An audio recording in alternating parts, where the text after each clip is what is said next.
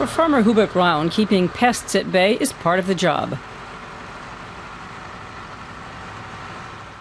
We look between the grains for hidden aphid colonies. If there are aphids, then we need to use something against them. Bayer, of course, has an insecticide for that, but at the moment the wheat is healthy and doesn't need to be treated. Aphids might not be the problem, but there are plenty of other pests. For this reason, Braun keeps an arsenal of chemicals at the ready. Herbicides for cornweed. We've got weed killers for turnip growing, for grain cultivation. Then there's also one for rapeseed, against weeds in rapeseed crops. Bayer's crop science caters for everything. They've got agents against weeds, fungi, and to stop insect infestations. Hubert Braun uses up to 40 different products, quite normal in conventional farming.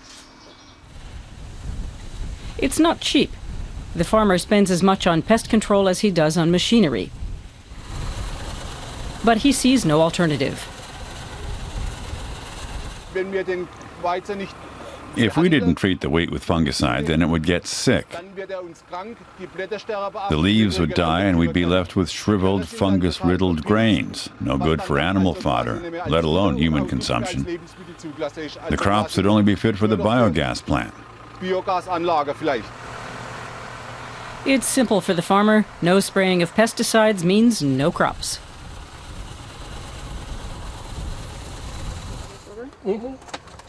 Wolfgang Konstantin keeps his hives a few kilometers away.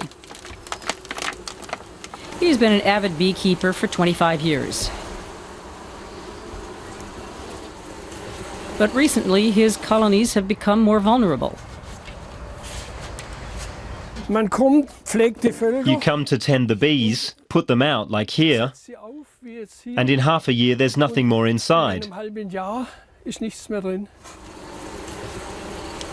Konstantin thinks that dwindling bee populations could have something to do with the use of pesticides.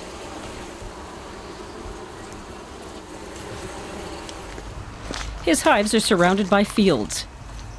5 years ago, a defective pesticide was introduced across the region. 10,000 bee colonies were affected, including those belonging to Wolfgang Konstantin. It was an accident. But ever since then, the head of the Karlsruhe Beekeepers Association has become more skeptical over the use of pesticides. The